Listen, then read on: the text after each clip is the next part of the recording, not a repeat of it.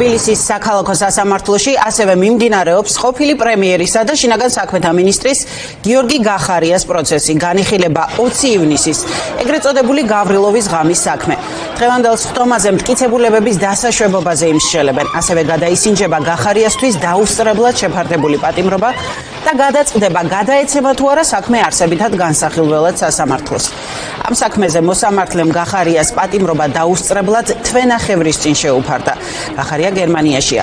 ოცნების პროკურატურა მომხდარიდან 6 წლის შემდეგ იძიებს გავრილოვის ღამის აქციებზე ჯანმრთელობის განზრახ მძიმე დაზიანების ორგანიზებისა და თანამდებობის პირის მიერ სამსახურებრივი უფლებამოსილების გადამეტების ფაქტზე. გახარიაც თანაგუნდელები კი დარწმუნებული არიან, რომ ეს გამოძიება ბიძინა ივანიშვილის პირად შურისძიებას უკავშირდება. თუმცა ბახუტაშვილი მოგვიყვება რა ეტაპზეა საქმის განხილვა, ისიც თბილისის საქალაქო სასამართლოდან გვერდება. თბილისის საქალაქო სასამართლოში ყოფილი პრემიერისა და შინაგან საქმეთა ყოფილი მინისტრის გიორგი გახარიას საქმე განიხილება 20 ივნისის საქმეზე წინა სასამართლოს ხდომას. მოსამართლე ნატო ხუჯაძე თავმჯდომარეობს და ამ წუთებში ისმენს მხარეთა შუამდგომლობებს მტკიცებულებების დასაშვებობასთან დაკავშირებით.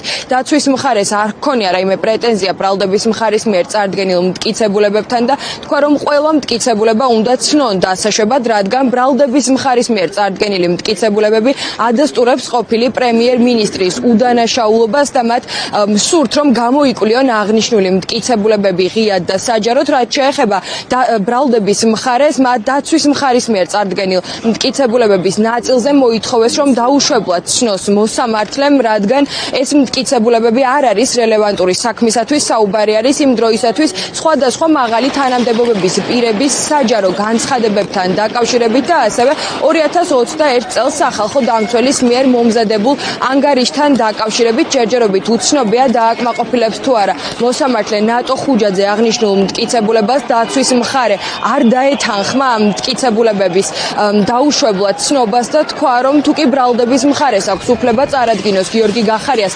პოლიტიკური განცხადებები და გამოიკვლიოს ისინი როგორც მათთვის სასარგებლო მტკიცებულებად, ამავე ლოგიკით აქვთ უფლება დაცვის მხარესაც სხვადასხვა მაღალი თანამდებობის პირების საჯარო განცხადებები გამოიკვლიოს. რაც შეეხება საიდუმლო ტომებს, 5 ტომი არის ამ საქმეში. საიდუმლო და ბრალდების მხარე მიშუამდგომლო, რომ როდესაც ამ მტკიცებულებებს გამოიკვლევენ, სხდომა დაიხუროს და დახურულ ფორმატში გამოიკვლიონ აღნიშნული მტკიცებულებები. ცოტა ხნის წინ გახდა ცნობილი, რომ აღნიშნულ გადაწყვეტილებას და აღნიშნულ შუამდგომლობას უფრო სწორად დაეთანხმა მოსამართლე ნატო ხუჯაძე და მიიღო გადაწყვეტილება, რომ მაშინ, როდესაც გრიფით საიდუმლო მასალების გამოკვლევის ჯერი დადგება, დახურონ სხდომები და ამ ფორმატში გამოიკვლიონ ეს მტკიცებულებები. რაც შეეხება მისი თანაგუნდელებისა და ადვოკატის განცხადებებს, ისინი დარწმუნებულები არიან, რომ ქართული ოცნების მხრიდან ეს არის დაკვეთილი პოლიტიკური მართლმსაჯულება და მიზანმიმართული დევნა ყოფილი პრემიერის წინააღმდეგ. ჩვენ პირდაპირ ფორმით შემიძლია ვთქვა, რომ რაც გავეცანით უკვე გადმოცემულ საქმის მასალებს, თამამად შემიძლია ვთქვა ყოველგვარი გადაჭარბების გარეშე, რომ არ არსებობს ერთი მტკიცებულებაც კი, რომელიც დაადასტურებდა, რომ გიორგი გახარიამ ჯანმრთელობის განზრახ მძიმე დაზიანება დააორგანიზა ადამიანების. არ არსებობს უბრალოდ ასეთი მტკიცებულება. შესაბამისად, აქედან გამომდინარე, დაცვის მხარე დღევანდელ სასამართლოს ხდომაზე მოითხოვს შუამდგომლობის სისხლის სამართლებრივი დონის შეწყვეტას, ასევე წარმოუდგინეთ სასამართლოს დაპირებისამებრ ადამიანის უფლებათა ევროპული სასამართლოს დიდი პალატის გადაწყვეტილებას, რომელიც პირდაპირ ფორმით ადასტურებს, რომ გიორგი გახარიას არალეტალური ტყვიების, რეზინის ტყვიების სპეციალური სახეობის გამოყენების შესახებ ბრძანება არ გაიცნო. არანაირი მტკიცებულება არ არსებობს, რა თქმა უნდა, არათუ არ არსებობს, არამედ პირდაპირ ადასტურებს ყველა მტკიცებულება, რაც კი ამ პროკურატურის პირობებშიც არის წარმოდგენილი, რომ ძალიან დიდ უბედურებას გადაარჩინა გიორგი გახარია მაშინ ქვეყანა, რასაც სხვათა შორის ქართული ოცნების დამფუძნებელი სიტყვასიტყვით იგივეს ამბობდა, ასე რომ ეს საქმე შეიძლება შეფასდეს მხოლოდ და მხოლოდ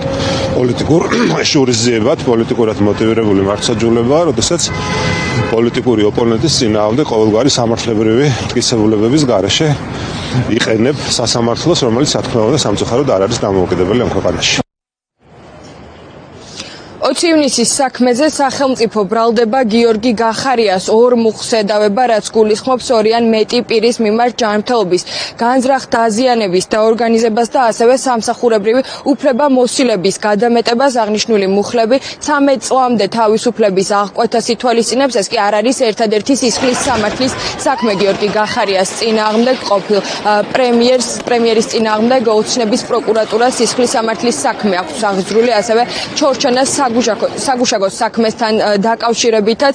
დღევანდელ ხტომაზე კი 20 ივნისის საქმეზე წინა სასამართლოს ხტომაზე უნდა იმსჯელონ მტკიცებულებების დასაშვებობასთან ერთად აღკვეთი ღონისძიების შეცვლის თაობაზე. დაცვის მხარე ცხადია მოითხოვს ყველაზე მკაცრი აღკვეთი ღონისძიების შეცვლასა და მის საერთოდ გაუქმებას, ხოლო პროკურატურა მოითხოვს მის ძალაში დატოვებას. დღესვე იმსჯელებენ ასევე საქმის სასამართლოსთვის არსებითად განსახილველად გადაცემის საკითხთან დაკავშირებით. საინტერესოა რა გადაწყვეტილებას მიიღებს მოსამართლე ნატო ხუჯაძე, რომელიც ამ საქმეს ხელმძღვანელობს.